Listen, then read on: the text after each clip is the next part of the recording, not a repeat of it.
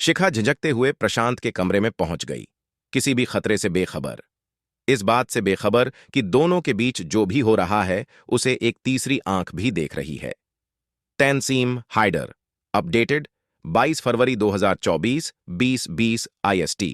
सिद्धार्थनगर से अनिल तिवारी की report. UP crime news. Nepal से सटा यूपी का छोटा सा जिला सिद्धार्थनगर।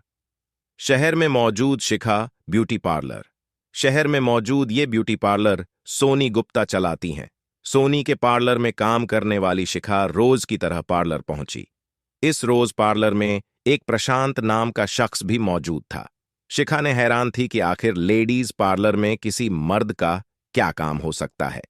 यही वजह थी कि शिखा ने पार्लर की मालिक सोनी को हैरानी से देखा। सोनी ने तपाक से बोला, शिखा, ये मेरे पति प्रशांत हैं, इनकी भी पास में ही शॉप है। बीवी के ब्यूटी पार्लर में पति का इश्क। प्रशांत ने गौर से शिखा को देखा और फिर पार्लर से बाहर चला गया। अब अक्सर प्रशांत किसी न किसी बहाने से पत्नी सोनी के पार्लर जाने लगा। वो शिखा से बातचीत करने लगा। देखते ही देखते दोनों में आंखें चार हुईं। दोनों में धीरे धीरे नजदीकियां बढ़ने लगीं और एक दिन प्रशांत ने शिखा को कमरे पर बुलाया। शिखा झिझकते हुए प्रशांत के कमरे में पहुंच गई, किसी भी खतरे से बेखबर। इस बात से बेखबर कि दोनों के बीच जो भी हो रहा है उसे एक तीसरी आंख भी देख रही है। यहां शिखा और प्रशांत के बीच जिस्मानी रिश्ते बने और यह सब कैमरे में कैद हो रहा था। एक लाश, 3 थानों की तलाश। तारीख 21 फरवरी थी। सुबह का वक्त। जोगिया कोतवाली क्षेत्र के जोगिया पकड़ी रोड पर नगरा गांव के पास सड़क के किनारे बोरे में पुलिस को एक युवक की लाश मिली। मौका मुआयना करने पर पता चला कि मरने वाले के सिर और चेहरे पर चोट के निशान हैं। पुलिस ने जांच शुरू की तो पता चला कि भीमापार इलाके में रहने वाला 35 साल का प्रशांत कुमार 4 दिन से घर से लापता था और परिजनों ने थाने में गुमशुदगी की रिपोर्ट भी दर्ज करा रखी थी। प्रशांत की मां ने बेटे की लाश की शिनाख्त की। मां ने पुलिस को बताया कि प्रशांत के उसकी पत्नी सोनी से रिश्ते खराब थे। पुलिस ने शव को पोस्टमार्टम के लिए भेज दिया है। जांच शुरू कर दी गई। कातिल की तलाश शुरू की गई। प्रशांत की मां ने बेटे की लाश की शिनाख्त की। पुलिस ने जांच शुरू की तो घटनास्थल के 3 किलोमीटर दूर बिनैका गांव के पास प्रशांत की बाइक भी लावारिस हालत में मिल गई। गुमशुदगी से लेकर बाइक और लाश का मिलना, ये 3 अलग अलग इलाके थे। पुलिस के समझ में ये तो आ रहा था कि हो ना हो कातिल बेहद चालाक है, उसने पुलिस को गुमराह रखने में कोई कसर नहीं छोड़ी है।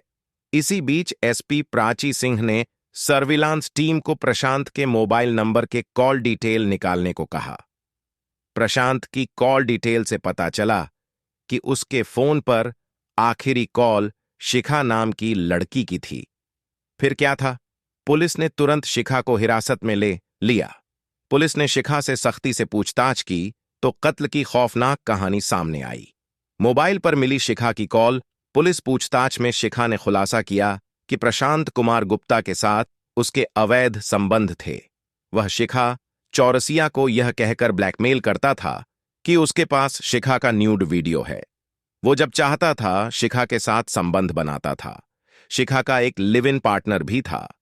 शिखा के लिव इन पार्टनर विजय गुप्ता को जब प्रशांत की ब्लैकमेलिंग का पता चला तो उसने शिखा के साथ मिलकर प्रशांत को हमेशा हमेशा के लिए खत्म करने का प्लान बनाया। हैरानी की बात यह है कि विजय गुप्ता को उसके पड़ोसी आयुष ने बताया कि प्रशांत के उसकी मां के साथ भी अवैध संबंध थे। आयुष को शक था कि प्रशांत उसकी मां को भी ब्लैकमेल कर संबंध बनाता है। लव, सेक्स और ब्लैकमेलिंग का जाल। अब 2 दुश्मन एक साथ मिल चुके थे। मौके की तलाश थी। 17 फरवरी को शिखा ने प्रशांत को अपने किराए के फ्लैट पर बुलाया, जहां आयुष और विजय पहले से मौजूद थे। जैसे ही प्रशांत ने शिखा से अंतरंग संबंध बनाने की कोशिश की, विजय गुप्ता ने गमछे से प्रशांत का मुंह बंद कर दिया। आयुष ने प्रशांत के सिर पर लोहे की रॉड से ताबड़तोड़ वार किए। दोनों ने गमछे से प्रशांत का गला तब तक घोंटा जब तक उसकी जान नहीं निकल गई। कत्ल के दौरान शिखा ने प्रशांत के दोनों पैर जकड़े हुए थे। रात में ही दोनों ने मोटरसाइकिल से ले जाकर प्रशांत की लाश सड़क किनारे जोगिया उसका मार्ग पर फेंक दी। पुलिस ने शिखा की निशानदेही पर शिखा के कमरे से हत्या में प्रयुक्त रॉड बरामद कर लिया। शिखा के रूम में खून के धब्बे भी मिले। पुलिस ने शिखा और उसके लिव इन पार्टनर विजय को गिरफ्तार कर लिया है।